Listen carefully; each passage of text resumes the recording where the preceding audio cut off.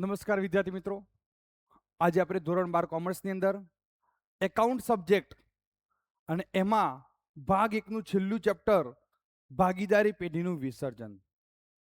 મિત્રો, આ ચેપ્ટરમાંથી બોર્ડની પરીક્ષામાં 10 ગુણનું ટોટલ પૂછાય છે. તો એ 10 ગુણ કેવી રીતે આવે છે એ આપણે અહીંયા એનું વિશ્લેષણ જોઈએ. વિભાગ એની અંદર જે તમારો ક્વેશ્ચન નંબર 10મો ને 11મો હશે ને મિત્રો, વિભાગ એની અંદર 10મો ને 11મો જે વિકલ્પ હશે ને એ ભાગીદારી પેઢીનો હશે.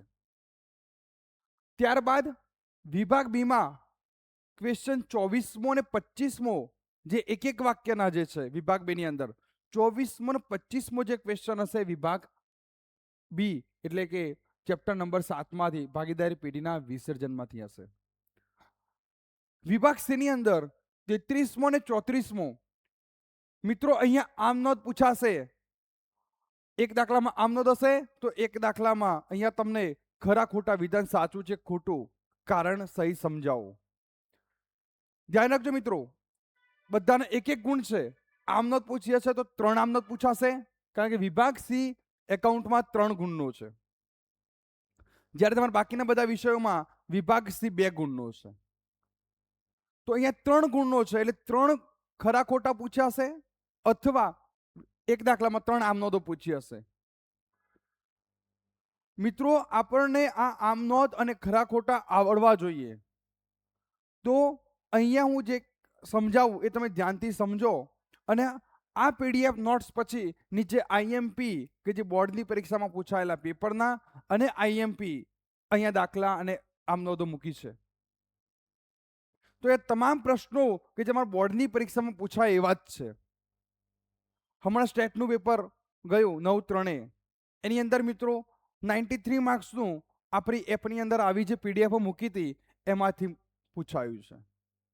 તમે તૈયારી કરો પણ આટલું પહેલા ખાસ જોઈ લો અને પછી તમારી જે તૈયારી કરતા હોય એની અંદર આટલા પ્રશ્નો તમને આવડવા જોઈએ જ. તો મિત્રો, બધાનો એક એક ગુણ છે. 10 ગુણ છે પણ 10 10 એક એક ગુણમાં છે. ધ્યાન રાખજો. કેમ? 2 વિકલ્પોના 2 ગુણ, વિભાગ બી માં 2 પ્રશ્નો એક એક વાક્યના એના પણ 2 ગુણ, અને અહીંયા જે તમને 3 ગુણના છે પણ ત્રણેયની અંદર 3 પ્રશ્નો પૂછેલા હશે. આ બંનેની અંદર 3 ગુણના છે ને, તો 3 એક એક ગુણના હશે. 3 આમનો તો પૂછી હશે ને 3 ખરા ખોટા પૂછેલા હશે. તો આપણને આવડવા જોઈએ. ચાલો હું અહીંયા સંપૂર્ણ માહિતી અહીંયા આપું છું. પહેલા આપણે ભાગીદારી પેઢીનું વિસર્જન ચેપ્ટર છે શું એને સમજીએ. એ સમજશું તો આપણને એના પ્રશ્નો તમામ આવડશે. બધી નાની નાની બાબતો આવરી લીધી છે. તો મિત્રો, વિસર્જનનો અર્થ, કોનું વિસર્જન પરીક્ષામાં પૂછાય કે ભાગીદારી પેઢીનું કયું છે કે ભાગીદારનું વિસર્જન કયું છે. ધ્યાન રાખજો, ભાગીદારનું વિસર્જનથી પેઢી બંધ થતી નથી. કોઈ ભાગીદાર નિવૃત્ત થાય તો એ ભાગીદારનું વિસર્જન છે. કોઈ ભાગીદાર પેઢીમાંથી મૃત્યુ પામે ચાલુ ભાગીદારીમાંથી તો એનું વિસર્જન છે, પેઢીનું વિસર્જન છે નહીં. પેઢીનું વિસર્જન ત્યારે કહેવાશે પેઢીનું અસ્તિત્વ કાયમ માટે બંધ થઈ જાય. તો અહીંયા ધ્યાન આપજો મિત્રો. ભાગીદારી પેઢીનું વિસર્જન, જ્યારે ભાગીદારી પેઢી પોતાનો ધંધો કાયમી ધોરણે બંધ કરે, કાયમી ધોરણે તેની તમામ મિલકતો વેચીને દેવું ચૂકવી આપવામાં આવે ત્યારે પેઢીનું વિસર્જન થયું કહેવાય. સમજાય ને? પેઢીનું અસ્તિત્વ કાયમ માટે બંધ થઈ જાય, મિલકતો વેચીને જે દેવું હોય પૂરું કરી દો એટલે પેઢી બંધ થઈ ગઈ. જ્યારે ભાગીદારનું વિસર્જન શું કહે છે? ભાગીદારો વચ્ચે સંબંધોમાં ફેરફાર થાય પરંતુ પેઢીનો ધંધો ચાલુ રહે તેને ભાગીદારીનું વિસર્જન થાય. તો એમના સંબંધોમાં કયા ફેરફાર થાય? છૂટા થાય અથવા ક્યારેક આકસ્મિક મૃત્યુ થાય તો એ ભાગીદારનું વિસર્જન છે. પેઢી તો ચાલુ જ રહે છે. હવે એનો તફાવત, ભાગીદારી અને ભાગીદારી પેઢીનો તફાવત મિત્રો સમજાવું તમને અહીંયા કે આ તફાવત શું કહેવા માંગે છે. તો એક બાજુ છે ભાગીદારનું વિસર્જન અને બીજી બાજુ છે પેઢીનું વિસર્જન. ભાગીદાર અને પેઢી બંને અલગ વ્યક્તિત્વ છે. આ ધ્યાન રાખજો. પહેલો એનો અર્થ જોઈએ તો ભાગીદારો વચ્ચે સંબંધમાં ફેરફાર થાય છે. ભાગીદારનું વિસર્જન થાય એટલે ભાગીદારો વચ્ચે સંબંધમાં ફેરફાર થશે. અહીંયા ધંધો કાયમ માટે બંધ થઈ જાય છે એટલે પેઢીનું અસ્તિત્વ મટી જાય છે. આ એનો અર્થ છે. અસ્તિત્વ શું છે? આમાં પેઢીનું અસ્તિત્વ ચાલુ રહે છે. ભાગીદાર છૂટો થાય એટલે પેઢી બંધ થાય નહીં. પણ જો પેઢીનું અસ્તિત્વ કાયમ ધોરણે સમાપ્ત થઈ જાય એટલે બધા જ ભાગીદાર છૂટા થઈ ગયેલા કહેવાય, કારણ કે પેઢી જ નથી. તો હવે હિસાબી ચોપડા ચાલુ રહે છે. કોઈ ભાગીદારનું વિસર્જન થાય તો ચોપડા ચાલુ જ, કારણ કે પેઢી ચાલુ હોય તો ચોપડા ચાલુ રહે. અને અહીંયા ચોપડા કાયમી ધોરણે બંધ કરવામાં આવે છે. કેમ? જો પેઢી જ બંધ થઈ ગઈ તો પછી ચોપડા રાખીને શું મતલબ? તો પેઢીનો પણ અહીંયા ચોપડા પણ બંધ થઈ જાય છે. પતાવટ એટલે હિસાબોની પતાવટ કેવી રીતે કરવામાં આવે છે? મિલકતો દેવાનું પુનઃ મૂલ્યાંકન કરવામાં આવે છે. ધ્યાન રાખજો, મિલકતો દેવાનું પુનઃ મૂલ્યાંકન કરી અને નફો નુકસાન વેચી લેવાનું. અહીંયા શું થાય છે? મિલકતો વેચીને દેવું ચૂકવવામાં આવે છે અને બાકીની રકમ વધે તો ભાગીદારોને પરત કરવામાં આવે, ખૂટે તો ભાગીદારોએ લાવવી પડે છે. કારણ કે કારણ પૂછાય, સાચું ખરા ખોટામાં પૂછાય કે ભાગીદારોની જવાબદારી કેવી છે, મર્યાદિત કે અમર્યાદિત? ભાગીદારોની જવાબદારી મર્યાદિત છે તો વિધાન ખોટું. ભાગીદારી પેઢીમાં ભાગીદારોની જવાબદારી અમર્યાદિત છે. મિત્રો આ ધ્યાન રાખજો. ખાતું, અહીંયા વિસર્જનમાં કયું ખાતું ખોલવામાં આવે છે? એકાઉન્ટ. તો પુનઃ મૂલ્યાંકન ખાતું. જ્યારે પેઢીના વિસર્જન વખતે માલ મિલકત નિકાલ ખાતું અને ભાગીદારના વિસર્જન વખતે પુનઃ મૂલ્યાંકન ખાતું. આપણે અગાઉનું ચેપ્ટર ભણી ગયા કે ભાગીદારી પેઢીનું વિસર્જન ભાગીદારી પેઢીનું નિવૃત્તિ અને મૃત્યુ, તેની અંદર પુનઃ મૂલ્યાંકન ખાતું બનાવતા હતા. જ્યારે અહીંયા માલ મિલકત નિકાલ ખાતું. પરીક્ષામાં પ્રશ્ન પૂછાય કે પુનઃ મૂલ્યાંકન ખાતાને કયા નામે રોકવામાં આવે છે? તો પુનઃ મૂલ્યાંકન ખાતાને નફા નુકસાન હવાલા ખાતું. જ્યારે માલ મિલકત નિકાલ ખાતાને સંપાદન ખાતું કહેવાય છે. મિત્રો ધ્યાન રાખજો, માલ મિલકત નિકાલ ખાતાનું બીજું નામ સંપાદન ખાતું છે. આ નાની નાની કી પોઈન્ટો બધા આપણે રોકડિયા માર્ક્સ છે. અસર શું થશે પેઢીમાં, ભાગીદારીમાં? તો ભાગીદારના વિસર્જનમાં પેઢીનું અસ્તિત્વ થતું નથી. ભાગીદારનું વિસર્જન થાય એટલે કે પેઢી બંધ થઈ જાય નહીં. પણ જો પેઢીનું વિસર્જન થાય તો ભાગીદારો આપમેળે છૂટા, એટલે ભાગીદારો આપમેળે છૂટા થઈ ગયા છે. પેઢીનું વિસર્જન થવાથી ભાગીદારનું વિસર્જન થશે, પણ જો ભાગીદારનું વિસર્જન થાય તો પેઢીનું વિસર્જન થતું નથી. અદાલત હસ્તક્ષેપ હોતી નથી. ભાગીદારના છૂટા થવા પર અદાલત કઈ હસ્તક્ષેપ કરે નહીં, પણ આમાં કરી શકે છે. અદાલત હુકમ આપે, જો તમે ગેરકાયદેસર ધંધો કરો, બરાબર, તો અદાલત તમને હુકમ આપે કે પેઢીનું મસ્તી હાલ બંધ કરી દો, તો પેઢી બંધ કરાવવાનો અદાલત હુકમ કરી શકે. હવેની મિત્રો પદ્ધતિઓ, ભાગીદારી પેઢીના વિસર્જનની પદ્ધતિઓ કેટલી પરીક્ષામાં પૂછાય તો અહીંયા પહેલી છે સામાન્ય વિસર્જન. 2 છે કાયદાકીય રીતે ભાગીદારી પેઢીમાં વિસર્જનની 2 રીતો છે. પહેલું એક સામાન્ય વિસર્જન કે જેમાં અદાલત હસ્તક્ષેપ કરતી નથી. અદાલત તમને કોઈ હસ્તક્ષેપ કરતી નથી. સામાન્ય રીતે તમે વિસર્જન કરો એને સામાન્ય વિસર્જન કહેવાય. પહેલું સર્વસંમતિથી. મિત્રો અહીંયા કોઈ નિર્ણય બહુમતીથી લેવાતો નથી. અહીંયા તમામ નિર્ણય સર્વસંમતિથી લેવાશે. એટલે સર્વસંમતિથી બંધ કરવા. કરાર દ્વારા તમે કોઈ ચોક્કસ મુદત મારી હોય કે ભાઈ 5 વર્ષનો ધંધો આપણો ભાગીદારીનો, અથવા તમે કોઈ કોન્ટ્રાક્ટ રાખ્યો હોય અને એ કોન્ટ્રાક્ટ કામ પૂરું થાય એટલે તમારી ભાગીદારી પેઢીનું આપોઆપ વિસર્જન થઈ જશે. ખ્યાલ આવી ગયો મિત્રો? કાયદા દ્વારા તમે કાયદામાં કોઈ મર્યાદા હોય તો એ પ્રમાણે તમે વિસર્જન કરાવી શકો છો કાયદા દ્વારા. ચોક્કસ હેતુ માટે પેઢી સ્થાપી હોય, તમે કોઈ ચોક્કસ પર્પઝ માટે પેઢી સ્થાપી હોય અને એ પર્પઝ હેતુ પૂર્ણ થવાથી તમારી પેઢી આપોઆપ વિસર્જન થઈ જાય છે. કોઈ ભાગીદાર નોટિસ આપીને તમારે ચાલુ ભાગીદાર પેઢીમાં કોઈ ભાગીદાર પેઢીને નોટિસ આપે કે ભાઈ આપણે પેઢીનું આટલા વિસર્જન કરવું છે, તો પછી પેઢીનું વિસર્જન થાય. પછી ભલે એને નીકળી ગયા પછી પેલા બાકીના ભાગીદારો ધંધો ચાલુ રાખવો હોય તો ફરીથી નવી એમને પેઢીની સ્થાપના કરવી પડે. બાકી નોટિસ દ્વારા પણ પેઢીનું વિસર્જન થઈ શકે. તો ખબર પડી ગઈ મિત્રો, સામાન્ય વિસર્જનમાં સર્વસંમતિથી, કરાર પૂરો થાય, ચોક્કસ મુદત હોય, કાયદા દ્વારા કોઈ ચોક્કસ પર્પઝ હેતુ માટે સ્થાપ્યું હોય કે નોટિસ દ્વારા. આ સામાન્ય વિસર્જન હતું. હવે મિત્રો અદાલત દ્વારા વિસર્જન, બીજો પ્રકાર છે અદાલત દ્વારા વિસર્જન. અદાલત દ્વારા વિસર્જન શું છે કે જેમાં અદાલત હુકમ કરે. કયા કારણો એ તો જાણવા પડશે ને, ક્યારે હુકમ કરે? તો નીચેના સંજોગોમાં અદાલત વિસર્જનનો હુકમ કરી આપે છે. પહેલો, ભાગીદાર અસ્થિર મગજનો, ચાલુ ભાગીદારી પેઢીમાં કોઈ ભાગીદાર અસ્થિર મગજનો થાય તો અદાલત હુકમ કરીને પેઢી બંધ કરાવી શકે છે. ભાગીદાર પોતાની ફરજો બજાવવા માટે, એક પેઢીના ભાગીદાર તરીકેની ફરજો બજાવવા માટે અસમર્થ બને, અશક્તિમાન બને, ભાગીદારી પેઢીના હિત વિરુદ્ધ વર્તન કરે, કોઈ ચાલુ ભાગીદાર પેઢીના જ હિત વિરુદ્ધ વર્તન કરે તો અદાલત હુકમ કરી શકે છે. પેઢી જો સતત ખોટમાં ચાલતી હોય, પેઢી સતત ખોટમાં ચાલતી હોય તો અદાલત હુકમ કરી શકે કે પેઢી તમે બંધ કરી દો, નફો તો કંઈ કરતા નથી. જ્યારે કોઈ ભાગીદાર નાદાર જાહેર થાય, જ્યારે કોઈ ભાગીદાર, જો મિત્રો કોઈને દેવું થઈ જાય એટલે નાદાર ન કહેવાય, પણ એ કોર્ટની અંદર નાદાર જાહેર થાય તો એવા સંજોગોમાં અહીંયા અદાલત પેઢીનું વિસર્જન કરાવી શકે છે.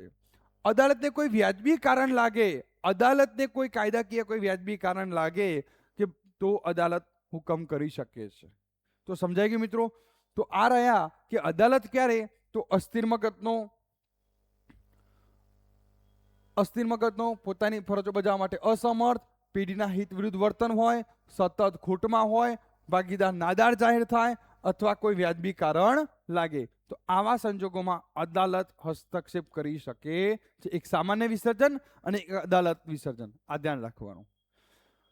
હવે પેઢીના વિસર્જન માટે હિસાબી અસરો આપવા માટે 4 ખાતા તૈયાર કરવામાં આવે છે. કેટલા ખાતા? 4 ખાતા.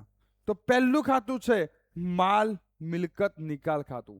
મિત્રો, પ્રવેશ અને નિવૃત્તિમાં પુનઃ મૂલ્યાંકન ખાતું હતું. અહીંયા માલ મિલકત નિકાલ ખાતું કે જેનું બીજું નામ છે સંપાદન ખાતું.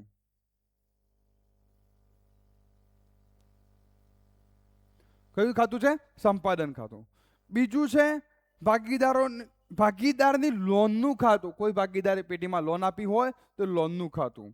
ભાગીદારના મૂડી કે ચાલુ ખાતા એની બાકી ઉપરથી. અને છેલ્લે રોકડ બેંક ખાતું. અહીંયા પાકું સરયું બનાવવામાં આવતું નથી. કેમ? કારણ કે આપણે પેઢી ચાલુ રહેતી નથી, અહીંયા પેઢી બંધ કરી દઈએ છીએ, મિલકતોને દેવાનું પુનઃ મૂલ્યાંકન કરી દઈએ છીએ, એટલે અહીંયા 4 ખાતા બનાવવામાં આવે છે. પહેલું માલ મિલકત નિકાલ ખાતું બંધ થઈ ભાગીદારના મૂડી કે ચાલુ ખાતું જશે, લોન ખાતું બંધ થશે, પછી મૂડી ચાલુ ખાતું બંધ કરી અને છેલ્લે વધતા હોય તો રોકડ આપી દેવાના અને ખૂટતા હોય તો એમની પાસેથી ભાગીદારો પાસેથી લઈ લેવાના. આ રીતે આ 4 ખાતા જે છે, બરાબર, એ ક્રમશઃ આ જ ક્રમમાં બનાવવામાં આવે છે. હવે માલ મિલકત નિકાલ ખાતા વિશે સમજીએ થોડીક સમજ. મિત્રો, આ સમજ જે આપું છું એ તમારે પેલા 3 ગુણના જે દાખલા આવે છે ને કે જેમાં આમ નોટ લખવા વાળા, એમાં ખૂબ જ કામ લાગશે. ધ્યાન રાખજો.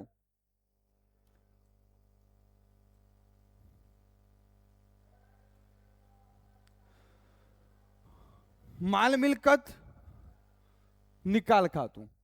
તો વિસર્જનની પ્રક્રિયાની હિસાબી નોંધો માટે જે ખાતું ખોલવામાં આવે તેને માલ મિલકત નિકાલ ખાતું અથવા સંપાદન ખાતું કહે છે. હમણાં જ કહ્યું સંપાદન ખાતું. ક્યારે? તો પેઢીના વિસર્જનની હિસાબી અસરો, મિલકતો અને દેવાની જે આપવા માટે ખાતું ખોલવામાં આવે છે તેને માલ મિલકતનો નિકાલ કરવાનો છે, એટલે માલ મિલકત નિકાલ ખાતું કહેવાશે. વિસર્જન વખતે ખાતા બંધ કરવાનો ક્રમ આ ખાસ અગત્યનો છે. સૌથી પહેલા ખાતા બંધ કરવા બધી જ મિલકતો રોકડ સિવાય માલ મિલકત નિકાલ ખાતાની ઉધાર બાજુ, આ ધ્યાન રાખજો, તમામ મિલકતો હોય એ માલ મિલકત નિકાલ ખાતે ઉધાર થઈ જશે અને દેવા જમા બાજુ આવી જશે. એટલે આખું પાકું સરયો ખાલી. મૂડી ખાતા જમા બાજુ વેચાઈ જમા મૂડી ખાતાની જમા બાજુ જતી રહેશે. ચાલુ ખાતાની બાકી આપેલું તો ચાલુ ખાતામાં જતી રહેશે. અનામતો હોય તો વેચાઈ જશે. મિલકતોને દેવા જે વધ્યા પાકા શ્રેયમાં એ મિલકતો માલ મિલકત નિકાલ ખાતાની ઉધાર બાજુ અને દેવા મૂડી માલ મિલકત નિકાલ ખાતાની જમા બાજુ.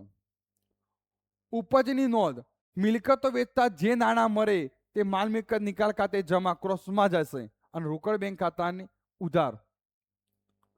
રોકડ બેંક ખાતા, હા, માલ મિલકત નિકાલ ખાતાની જમા બાજુ પણ એવું લખાશે રોકડ બેંક ખાતે.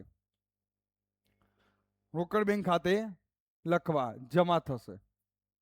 રોકડ બેંક ખાતાની જમા બાજુ લખાશે, ક્રોસમાં એન્ટ્રી આપવાની પણ ત્યાં લખાશે માલ મિલકત. દેવાની ચૂકવણી, દેવા ચૂકવાય ત્યારે માલ મિલકત નિકાલ ખાતે ઉધાર એવું રોકડ બેંક ખાતે લખવા. માલ મિલકત નિકાલ ખાતા ઉધાર બાજુ, પણ નામ હેડિંગ શું આવશે? હેડિંગ આવશે રોકડ બેંક ખાતું. આપણો નિયમ છે રોકડ આવે તો ઉધાર, રોકડ જાય તો જમા. તો માલ મિલકત નિકાલ ખાતે ઉધાર, રોકડ બેંક ખાતે જમા, કારણ કે આપણે ચૂકવીએ છીએ દેવું. પરિણામ, જમા બાદનો સરવાળો વધુ હોય તો નફો.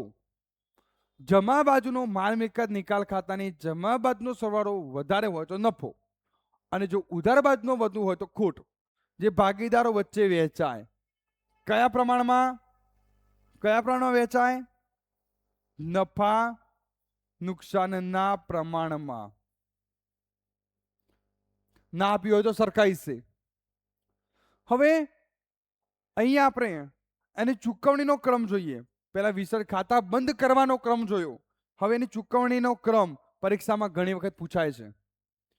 ધ્યાન રાખજો મિત્રો, ખરા ખોટામાં પણ પૂછાશે વિભાગ C ની અંદર, વિભાગ B માં પણ પૂછાશે એક વાક્યમાં, અને વિકલ્પોમાં પણ પૂછાઈ શકે છે. પહેલો વિસર્જન ખર્ચ. સૌથી પહેલા શું ચૂકવાય? પેઢીનો વિસર્જન ખર્ચ. ત્યારબાદ ત્રીજા પક્ષકારોના દેવા, કે જેમ કે લેણદારો, બેંક લોન વગેરે. પછી ભાગીદારની લોન. પછી ભાગીદારોની મૂડી અને ચાલુ ખાતાની બાકી. અને છેલ્લે જો રકમ વધે તો ભાગીદારો વચ્ચે નફા નુકસાનના પ્રમાણમાં વેચાઈ જશે. સૌથી પહેલા વિસર્જન ખર્ચ, બીજા નંબરમાં લેણદારો અને બેંક લોન, કે જે થર્ડ પાર્ટી ત્રાહિત પક્ષકારો હોય, ત્રીજા નંબરમાં ભાગીદારની લોન, ચોથા નંબરમાં તેમની મૂડી અને ચાલુ ખાતાની બાકી, અને પાંચમા ક્રમમાં પૈસા વધે તો વેચી દો, અને કદાચ ખૂટે તો લાવવા પડે. એ પછી અહીંયા મૂડીએ પરત ના થાય, કેટલીક વખત એવું પણ થાય, ખૂટે તો. હવે મિત્રો ખાસ આ જોઈ લો, આ જે ખાસ સમજવાનું છે કે જે આમનોંધ પૂછાય છે એ આમનોંધની મેં અહીંયા ટેબલ ફોર્મેટ તૈયાર કર્યું છે. વિભાગ C માં અવારનવાર પૂછાતી આમનોંધો ફરજિયાતમાંથી હશે. પહેલું છે અનામતો અને નફા નુકસાન ખાતાની બાકી. જો અનામત હોય તો એ ઉધાર થઈ જશે. રોકાણ વધઘટ ભંડોળ, સામાન્ય અનામત, કારીગર અકસ્માત, નફા નુકસાન ખાતાનો નફો હોય એ ઉધાર, અને ભાગીદારના મૂડી કે ચાલુ ખાતા જમા. કયા પ્રમાણમાં? નફા નુકસાન પ્રમાણે. નફા નુકસાન પ્રમાણે. અને જો કદાચ નફા નુકસાન ખાતાનું ઉધાર બાકી હોય તો એ જમા થઈ જાય, અને ભાગીદારના મૂડી કે સ્લેશ ઓબ્લિક કરીને ચાલુ ખાતું લખવાનું. મિત્રો ખ્યાલ આવી ગયો? મિલકતોના ખાતા બંધ કરી માલ મિલકત નિકાલ ખાતે લઈ ગયા. હમણાં જ મેં તમને સમજાયું કે તમારી મિલકતોના જે ખાતા હોય એ માલ મિલકત નિકાલ ખાતે ઉધાર બાજુ લખાશે. જુઓ, માલ મિલકત નિકાલ ખાતે ઉધાર, તે જે તે મિલકત ખાતે તમામ મિલકતોના નામ લખવાનું. તમારે નામ લખવાનું.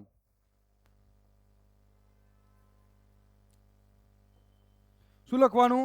નામ લખવાનું. અહીંયા ખાસ મિલકતની ઉપજ થાય ત્યારે રોકડ બેંક આવે, અને માલ મિલકત નિકાલ ખાતું જમા. મિત્રો આ ખાસ ધ્યાન રાખજો. તમને એમ કે દાખલામાં એક વ્યવહાર એવું પૂછાયું કે જમીન મકાન 8 લાખ અને રોકાણો 2 લાખ છે, તો પહેલા તમારે એની આમનોંધ આપવી હોય તો માલ મિલકત નિકાલ ખાતે ઉધાર, તે જમીન મકાન ખાતે, અને તે રોકાણો ખાતે. ટોટલ 10 લાખ, 8 લાખ અને રોકાણોના 2 લાખ. હવે તમને એમ કે જમીન મકાનના 10 લાખ અને રોકાણોના 1.5 લાખ ઉપજ્યા, તો 10 ને 1.5 લાખ કેટલા થાય? 1,50,000, મતલબ ટોટલ 11,50,000. તો રોકડ બેંક ખાતે ઉધાર 11,50,000, તે માલ મિલકત નિકાલ ખાતે 11,50,000. બાજુમાં લખી દેવાનું કે જમીન મકાનના 10 લાખ અને રોકાણોના 1,50,000 ઉપજ્યા. આવી રીતે સંયુક્ત આમનોંધ આપવાની, પહેલી અને બીજી અલગ અલગ. જમીન મકાનની ભેગી પેલા તમામ મિલકતો ખાતે આવશે, અને એ રકમ પછી માલ મિલકત નિકાલ ખાતે જતી રહેશે. માલ મિલકત નિકાલ ખાતું ઉધાર, માલ મિલકત નિકાલ ખાતે જમા. અહીંયા ટોટલ કરીને લખવાનું ઉપજ્યા હોય તો. પછી માની લો કે એની જગ્યાએ કોઈ ભાગીદાર લઈ જાય છે, તો જે તે ભાગીદાર, જો રોકડા ઉપજે તો રોકડ બેંક ખાતે, પણ કોઈ જો ભાગીદાર લઈ જાય તો તે જે તે ભાગીદારના મૂડી કે ચાલુ ખાતે, અને માલ મિલકત નિકાલ ખાતે જમા. બાજુમાં અસર આપી દેવાનું, રોકાણો લઈ ગયા તેના. ઉદાહરણ તરીકે જોગવાઈના ખાતા બંધ કરી માલ મિલકત નિકાલ ખાતે લઈ જવાની. તો જે અનામતો હોય વેચાઈ જશે, પણ જે જોગવાઈ આપેલી હોય, ઘસારા ફંડ, પ્રોવિડન્ટ ફંડ, બરાબર, ગાલખાદ અનામત, તો મિત્રો આ બધું ઉધાર થઈ જશે અને માલ મિલકત નિકાલ ખાતું શું થશે? જમા થશે. વિસર્જન ખર્ચ ચૂકવાય, ધ્યાન રાખજો, વિસર્જન ખર્ચ રોકડ જાય એટલે જમા, માલ મિલકત નિકાલ ખાતે ઉધાર, રોકડ જાય એટલે જમા. વિસર્જન ખર્ચ ચૂકવવાનું કોઈ ભાગીદાર સ્વીકારે તો 2 આમ નોંધ આવશે. વિસર્જન ચૂકવવાનું કોઈ ભાગીદાર સ્વીકારે તો 2 આમ નોંધ આવશે. કઈ કઈ તો જોઈ લો. પહેલી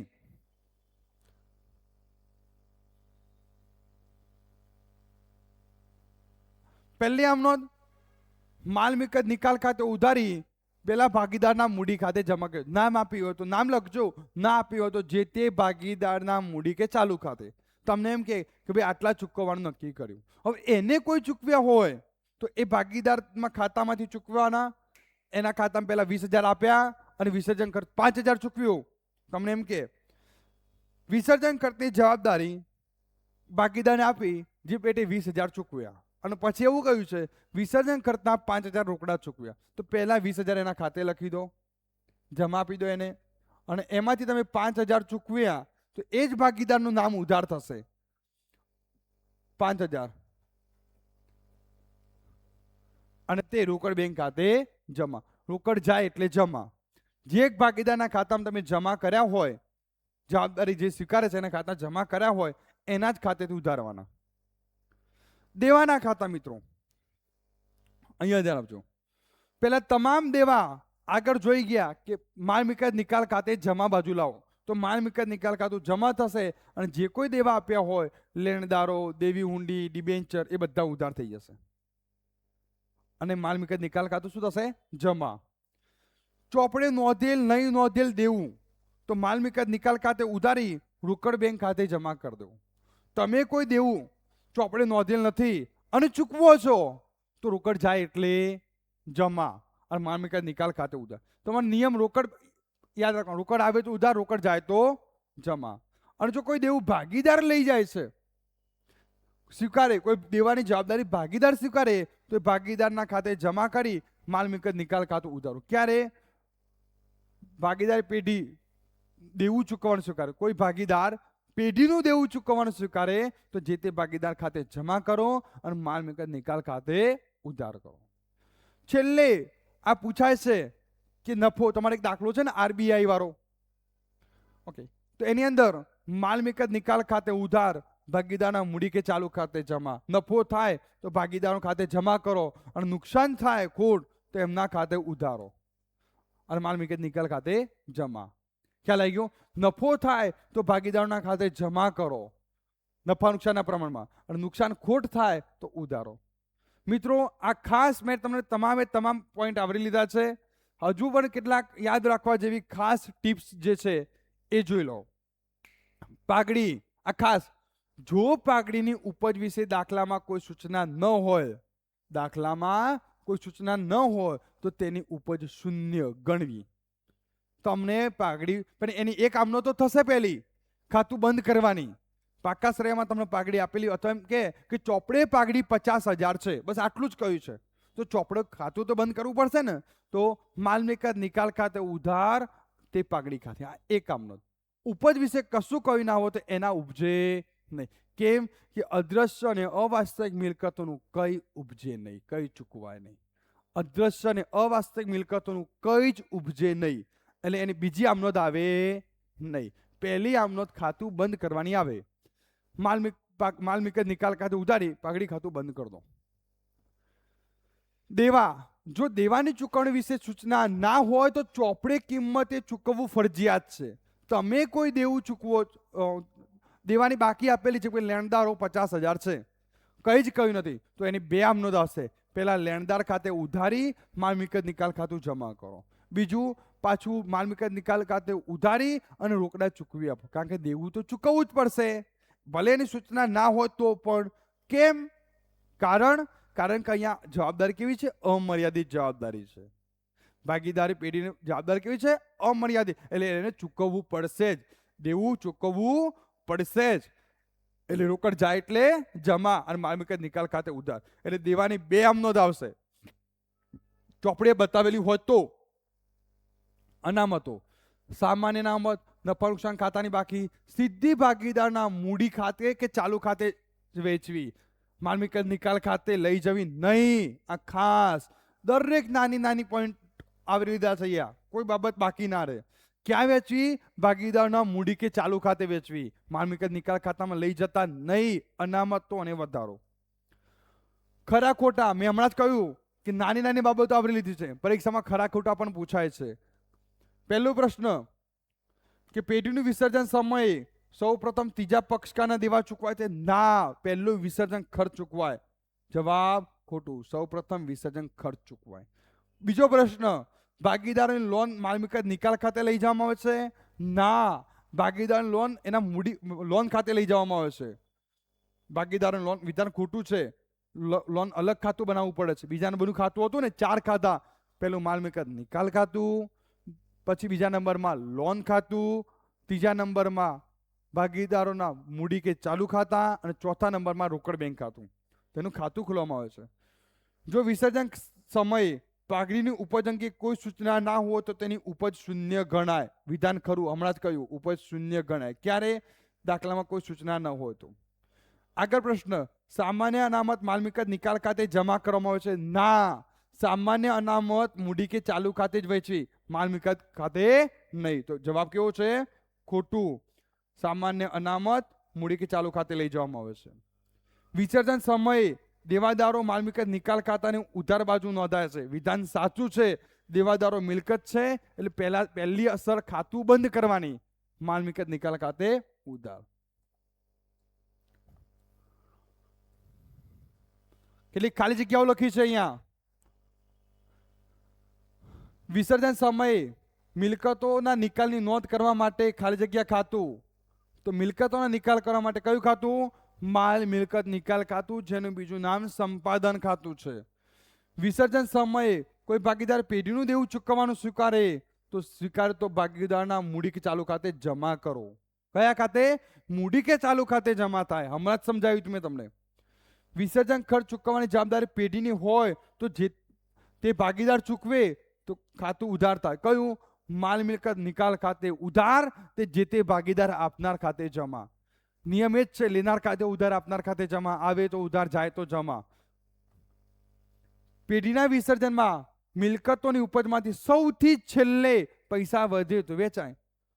શાની ચૂકવણી થાય? તો ભાગીદારોની મૂડી, એમની મૂડી ચૂકવાય. ગાલખાદ અનામત ખાતું બંધ કરી ખાલી જગ્યા ખાતે જમા કરવામાં આવે છે. તો ગાલખાદ અનામત એ માલ મિલકત નિકાલ ખાતે. કોઈ પણ પ્રકારની જોગવાઈ હોય, ગાલખાદ અનામત, ઘસારા ફંડ, પ્રોવિડન્ટ ફંડ, તો એ બધા માલ મિલકત નિકાલ ખાતે જમા કરવામાં આવે છે. મિત્રો, અહીંયા એક આઈએમપી બોર્ડ પરીક્ષામાં પૂછાયેલા અને આઈએમપી પ્રશ્નો છે. આ સેક્શનની અંદર 6 વિકલ્પો મૂકેલા છે, 8 પ્રશ્નો છે અને અહીંયા ટૂંકા દાખલા થિયરી સાથેના છે. થિયરી પણ લીધી છે અને આ આમ નોંધ મૂકી છે. આટલી તમે જોઈ લેજો. આટલું જ મૂક્યું છે મિત્રો, આટલું તમે ખાસ જોઈ લેજો. વધારે કઈ આઈએમપી નથી વિભાગ સી ની અંદર. 1, 2 અને બાકીના પ્રશ્નો છે ઉપરવાળા. આ દાખલા આટલા તમને આવડવા જોઈએ.